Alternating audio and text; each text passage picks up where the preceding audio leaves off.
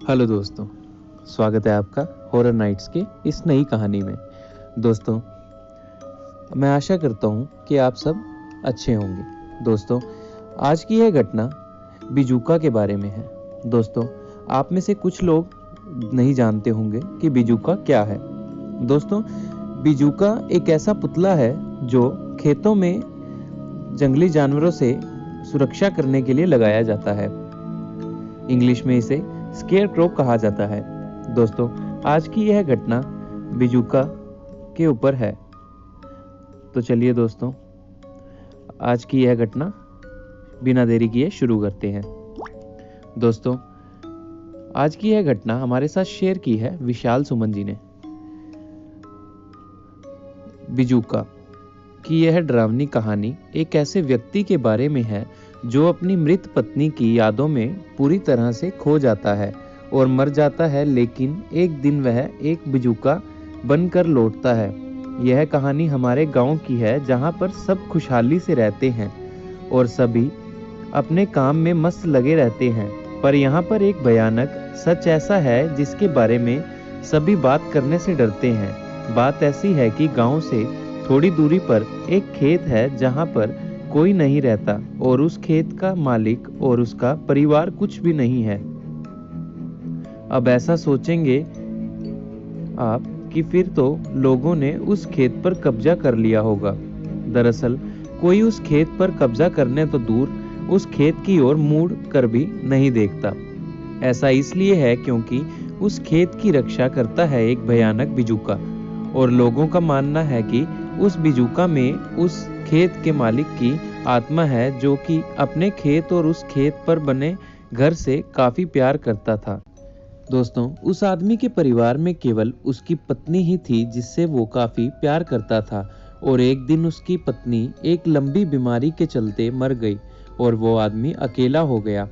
धीरे धीरे उसने अपनी पत्नी की याद में खाना पीना बंद कर दिया और वो अपने खेत में बने बिजूका के पास आकर बैठ गया, और वो वहां से तब तक नहीं उठा जब तक कि उसकी मौत नहीं हो गई। गांव वालों ने उसको उसी जगह पर दफना दिया था, उस बिजूका के नीचे, और तब से कहा जाता है कि उसकी आत्मा उस बिजूका में है और वो अपने घर और खेत की देखभाल करता है। बहुत से लोगों ने रात में उस बिजूका को हिलते देखा है और अपने खेत के चक्कर लगाते देखा है। कोई भी उस खेत में जाने की हिम्मत नहीं करता, और जिसने भी गलती से उस खेत में पैर रख दिया तो वो बिजूका उसे बाहर निकाल देता है।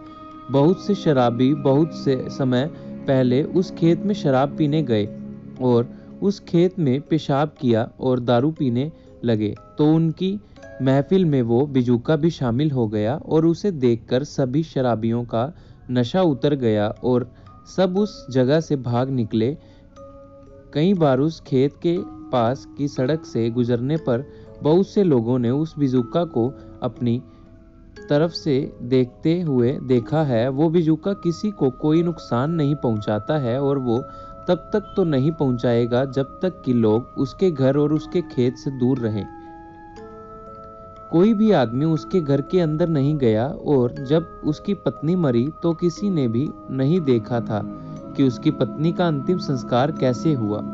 पर वो बिजूका आज भी उसी खेत में रहता है, और अब उस खेत के चारों तरफ घनी और लंबी लंबी झाड़ियां उग गई हैं और अंदर देख पाना काफी मुश्किल हो गया है। उस खेत में कोई पक्षी नहीं जाता है और वो बिजूका रात भर उस खेत और घर का पहरा देता है। मुझे नहीं पता कि आप यह कहानी किस भावना के साथ पढ़ेंगे या सुनेंगे, पर यह कहानी काल्पनिक नहीं है, और मैंने इसे जैसा मुझे विशाल जी ने बताया है वैसा ही आपको बयां किया है। तो मिलते हैं दोस्तों आज की दूसरी कहानी में। दोस्तों, आज की यह दूसरी घटना हमारे साथ शेयर की है करण जी ने। दोस्तों, करण जी बताते हैं, यह बात तब की है जब मैं बड़ा हो रहा था। मेरी दादी उसी बिल्डिंग में रहती थी जहां मैं और मेरा परिवार रहता था। वो हमारे घर के ऊपर वाली मंजिल में रहती थी। यह एक पुरानी बिल्डिंग थी जिसमें कुल 12 अपार्टमेंट थे।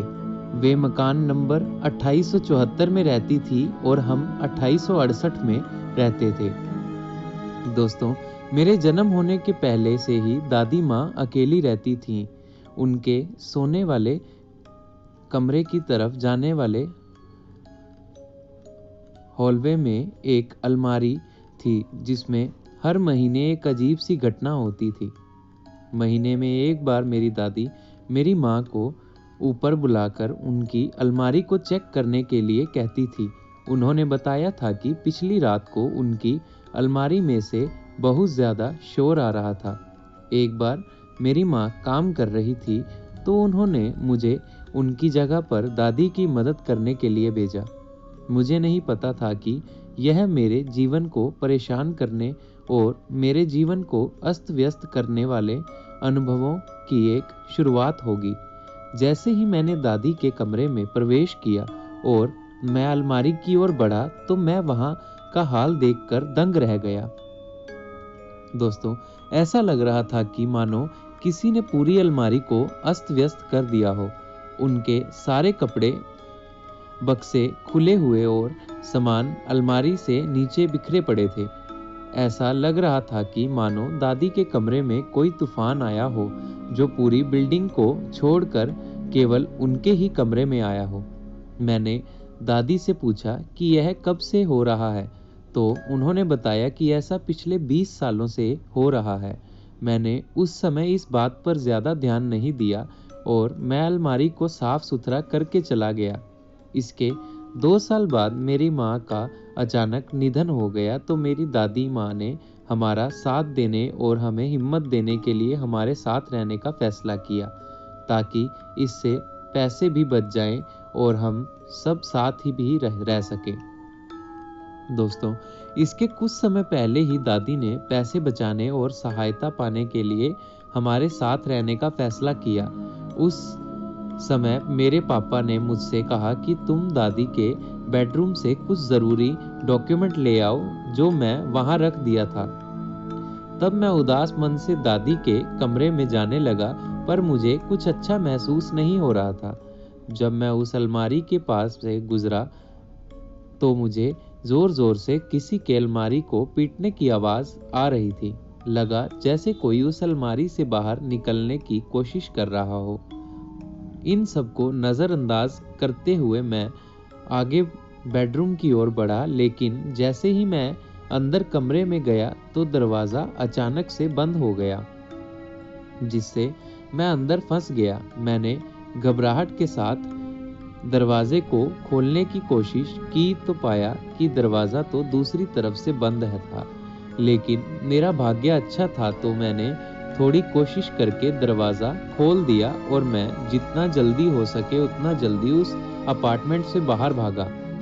जैसे ही मैं उस अलमारी के पास से गुजरा तो मैंने देखा कि वो अलमारी में से ज़ोर ज़ोर से पीटने की आवाज़ आ रही थी और वो आवाज़ इस बार काफ़ी तेज़ थी जिससे वो पूरी अलमारी हिलने लगी थी और ऐसा लगने लगा था जैसे वो अलमारी बस फटने ही वाली है।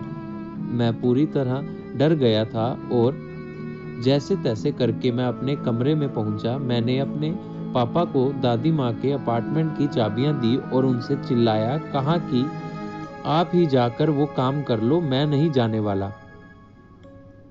दोस्तों, उस अलमारी में आज जो भी हुआ था उससे मैं इतना डर गया था कि अब मैं और वहाँ जाना क्या उसके बारे में सोचने से भी डरने लगा था। उस दिन के बाद से हमने कभी भी उस घटना का जिक्र नहीं किया और उस दिन के बाद से दादी के कमरे में से जो भी लाना हो वो सारा काम पापा ने ही किया। हम अपने जीवन में आगे बढ़ने लगे और हमारे सामने आए परेशान करने वाले अनुभवों को भूलने की कोशिश करने लगे। आज तक मुझे अभी भी आश्चर्य होता है कि दादी की अलमारी में उन घटनाओं का कारण क्या था या फिर वहाँ इससे भी अधिक भयानक हो सकता था। तो दोस्तों, आपको आज की यह दोनों कहानियाँ कैसी लगी हमें कमेंट करके ज़रूर बताइए और अगर आपको वीडियो पसंद आई हो तो कृपया वीडियो को लाइक और हमारे चैनल को सब्सक्राइब और बेल आइकन को ज़रूर दबाएं। तो दोस्तों, मिलते हैं कल नई कहानी में। तब तक के लिए अपना ध्यान रखें। Bye and take care.